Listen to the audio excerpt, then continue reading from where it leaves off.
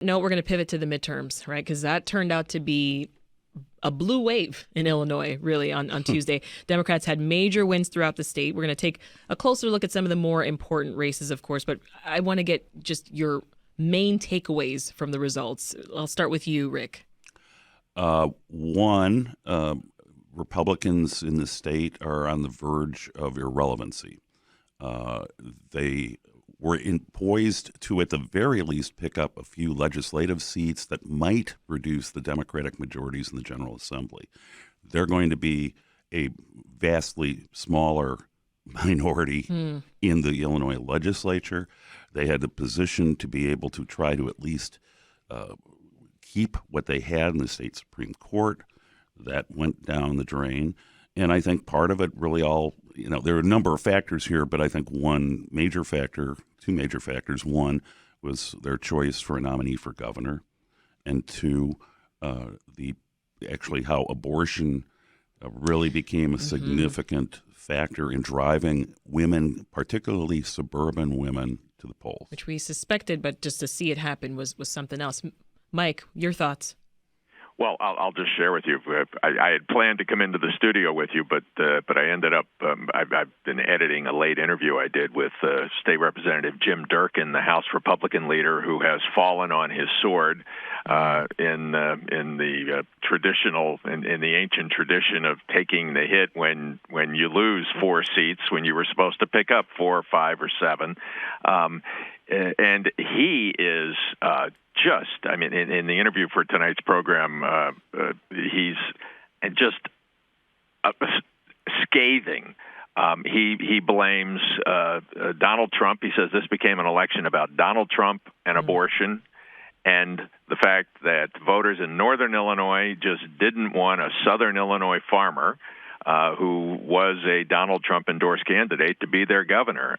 He says there has to be a fight between the pro-Trump and anti-Trump wing, for lack of a better characterization of that, and that fight has actually been going on for a couple of decades here. Mm-hmm. And the pro-Trump folks have won. The triumph of Darren Bailey over Richard Irvin seemed to seal that, and Durkin doesn't mince any words. He says, had Richard Irvin, the African-American mayor of Aurora, been the party's nominee, he thinks they would have done far better. Interesting. Those 5 congressional seats that Republicans dreamed of picking up, the 3 in the suburbs, plus the Nikki Budzinski seat in 13, and the Eric Sorensen versus Esther Joy King out in the Quad Cities in the 17th district, they got skunked. They lost them all. It wasn't just the Supreme Court where they got skunked, as Rick pointed out. It was a catastrophe for Illinois Republicans. And Durkin at least says he knows he'll be called a rhino. He says he's ready to embrace that. Anyone here surprised that Durkin is stepping down as minority leader? Not at all. But also it looks, too, that Dan McConkey, the Senate Republican leader, is being ousted. Mm-hmm. They got to find a new way and a new path here. Well, and I really think you can't underestimate the suburbs and the evolution of the suburbs. Yeah. And when you look at just, the collar counties were already turning. Mm-hmm. And here, DuPage County, which is where I grew up, was that was the hotbed of Republicanism in the state. It was the start of the firewall for Democrats in Cook County. You had the Republican votes in the collars. And then Barack Obama happened. Yes. And then, as well as a shift of demographics from it. But people used to say, some of the Republican leaders, it's like, well, we don't have to recruit them as Republicans here in DuPage. They came here because they were tired of Chicago Democrats. And that assumption is way, way gone now. And so the suburbs, now you've got, I believe, about 7 counties now with exurbs. You have Kendall County, DeKalb County, going for a Democrat for governor. Well, let's talk about that 6th district race. Right. Why don't we? Sean Casten won there. It was recently redrawn, that district. remind us where the district covers now. Well, the district was primarily the old 6 where he won twice. Yeah. He defeated Peter Roscom, who was a major player in the House Ways and Means Committee when he won. The old 6 was largely concentrated in DuPage County and the northwest suburbs. Because of redistricting in the census, when we lose a congressional seat, all the districts get changed. Democrats have the map-making power, and they basically combined the 6th with the existing 3rd, southwest. Instead of northwest, it went southwest, and it went more into Cook County. And so this was going to be a test for Casten because a lot of the district was not his territory. I mean, Marie Newman's the incumbent in the current 3rd and challenged him and lost in the primary there. And Pekow is mayor of Orland Park, so he's got a base in that south suburban area. But Pekow was a Trumpian, basically. And here again, the suburbans are taking it out on Trumpism. Yeah, and let's stick with the suburbs while we're here. Democrat Lauren Underwood won her 3rd term in Congress. She was also in a redrawn district. Everybody was in a redrawn district. Yeah. So and with, makes it tougher. And with Underwood too, she actually 2 years ago, as she's viewed as still a younger, bright star in the party, and frankly, the idea of her representing a district that had McHenry County in it as an African American, I thought was pretty stunning. Yeah. But she almost lost 2 years ago. I mean, I think it was close. about under 1,000 votes. It was razor thin. Yeah. And so there were concerns this time, too, in trying Democrats, are they going to get too cute in trying to maximize Democratic representation out of Illinois? And she did exceedingly well. And another suburban one is Bill Foster. Yeah. And I bring that up. Bill Foster's also of Naperville, like Lauren is. He was running against a woman named Catalina Loff. And for the Republican Trump crowd, she's the anti-AOC. She's young. Fits the profile. Yes, fits the profile. She was actually Anti-AOC. in Trump's videos during his renomination convention, the video convention. Exactly. That was held. And, this is her second try for Congress and failed. Yeah. This is Reset. I'm Sasha-Ann Simons. We're going behind the headlines in the weekly news recap with Rick Pearson of the Chicago Tribune, Mike Flannery of Fox 32 News, and Brandon Pope, who's host of On the Block on WCIU Channel 26. A reminder that you can now watch the weekly news recap live on the WBEZ Facebook and YouTube pages. You can leave us a comment or question. Talk to us in that YouTube chat box. We're already getting some compliments for Brandon's Black Panther shirt. Y'all like that? So if you're listening on the radio and you can't see that, go to YouTube. Check us out. Check us out. All right. So sticking with you for a moment here, Brandon. Chicago, nearly half of Chicago voters were assigned to new polling places. Was there confusion on Election Day? Yeah, a lot of confusion. I heard a lot of different problems from people. There were 2 big ones. Early in the day, at some precincts, about 10 to 15 different precincts in Chicago, people only received 1 ballot. Now, if you voted, you get 2 ballots, and that second ballot's got the judges on it. Yeah. A lot of people weren't getting that in the morning. They corrected it later on, but that's a big faux pas. Another issue people were reporting, the pens being used. We got those Scantron sheets for voting now. People were being given Sharpies.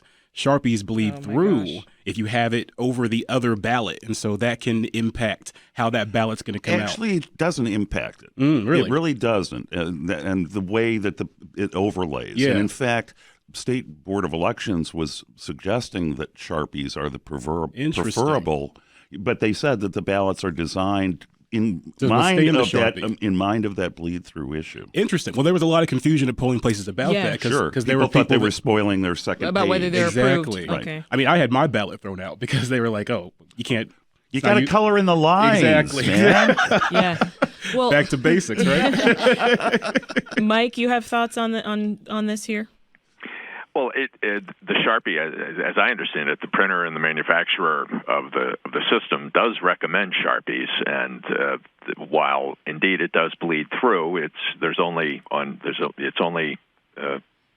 not double printed; it's just on one side for the candidates. So I don't think that's an issue. I know that was labeled by by the local election officials here and in the suburbs as misinformation.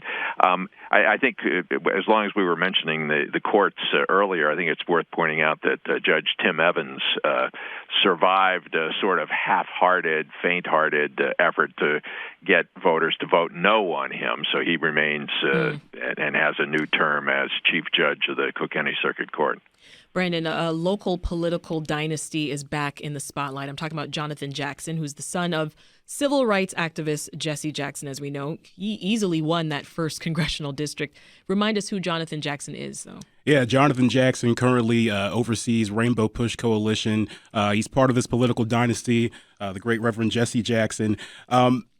What's been interesting here, this was not particularly a close race with the Republican challenger in Carlson, but of course we all followed that Illinois First, that pool of candidates, and Jonathan Jackson somehow survived that. He was not favored to win. There were other favorites there, and he was kind of seen as, many predicted that it wasn't going to work out for him because of that political dynasty aspect, and people thought voters want something different. Well, and there were also concerns about his and brother, also, and how he the big left one. the seat, and does that leave a bad nepotism, taste things like that? Yeah, so mind. He got that seat now. He's now the first congressional congressman there, overtaking Bobby Rush's previous seat, and Bobby Rush has given his okay and kind of passed the torch in a sense, even though he didn't endorse him in the primary. Yeah, but who Bobby Rush endorsed didn't get that far in the race either. So. That's correct, yeah.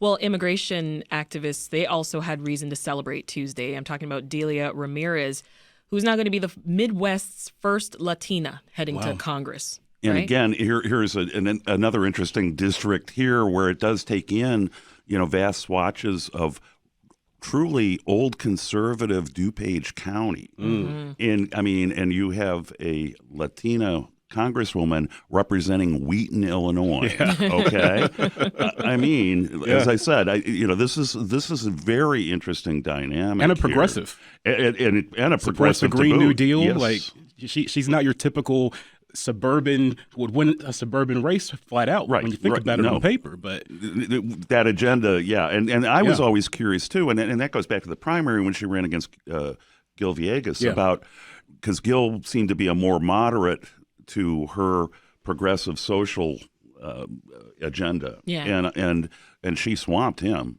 and so just a very interesting kind of collage is developing in these congressional districts. Yeah.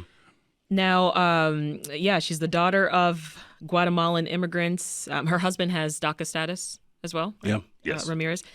Tell us about Han Win, Rick, who's the state representative-elect here.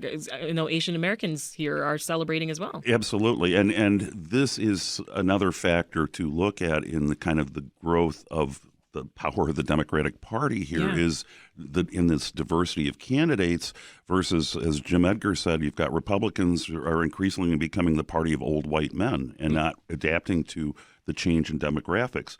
And with, Han Nguyen, a Vietnamese refugee who was not even the endorsed Democratic Party endorsed candidate for the seat. But, look at these beginnings as a refugee, graduates from Yale, graduate school at Harvard. Harvard as well, and now he's going to represent Uptown, Lincoln Square, Andersonville. And he does have a kind of a more progressive outlook on things, but it fits in with the district. And it's just, you are seeing, and Asian Americans too, are becoming another growing factor here in the demographics that we saw coming from the census. And now they're starting to flex even more political might in the great makeup of Chicago and Illinois. And I think it's fascinating seeing the turnout numbers from Gen Z and millennials. Many for years we've been saying millennials don't vote. Just look at Chicago, zoom in. 25 to 34-year-olds were the second largest voting They bloc were. in the city. I saw you tweet that with pride. Oh, I mean, yeah, as a proud, 30-year-old, I'm like, yeah, we did it. Yes, my people. It's going to be pivotal, though, going forward. Candidates have to look at these two blocks as crucial to winning their elections, I think. Yeah, it's not just the race is being decided in the senior assisted living facilities. Right. Well, I mean, but even though that's still a very dedicated voting Absolutely. bloc, but it's been incumbent upon both parties to try to reach out to younger voters Younger because voters are stepping out. Yeah. They're energetic. They're passionate about the issues. They're fed up. That too. Yeah, it's a lot to be fed up about, no doubt. Mike, over to you again. Sharon Chung is going to become the first Korean American in Illinois state legislature.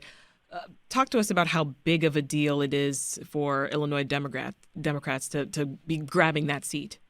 Well, she symbolizes, the same thing, the rising influence of Korean and Asian Americans. She symbolizes the same sort of thing that Delia Ramirez does, the ascendancy of, not just the first Latina, but the second Hispanic member of Congress, and and underscoring what a rising force Hispanics are in local politics.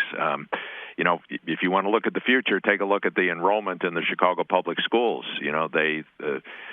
Hispanics, Latinas are the largest ethnic group by a substantial margin now in the Chicago public schools, and increasingly that's what the future of Chicago will look like. Yeah. And Chung, of course, is representing Bloomington Normal. Another big Democratic win. They maintained control of the state Supreme Court. How important was that, Rick? That's ultra important. And I guess the one regret when you have an election like this where you've been bombarded by ads for governor and governor and governor and governor, and that's a statewide race, obviously. But this was an interesting fact, is that for years, since 1960s, the makeup of the Supreme Court was basically 4-3 Democrats. And this year, they redrew the 5 districts, redrew 2 districts. By the state constitution, Cook County has 3 state Supreme Court justices. So automatically Democrats get 3 seats. Right. With that. They redrew 2 of the districts, one that's north suburban and northwest, another district that's south suburban, southwest, and rural. Yeah. And there it was a matter of truly control of the Supreme Court. And Supreme Court, these days, the courts are becoming more and more political.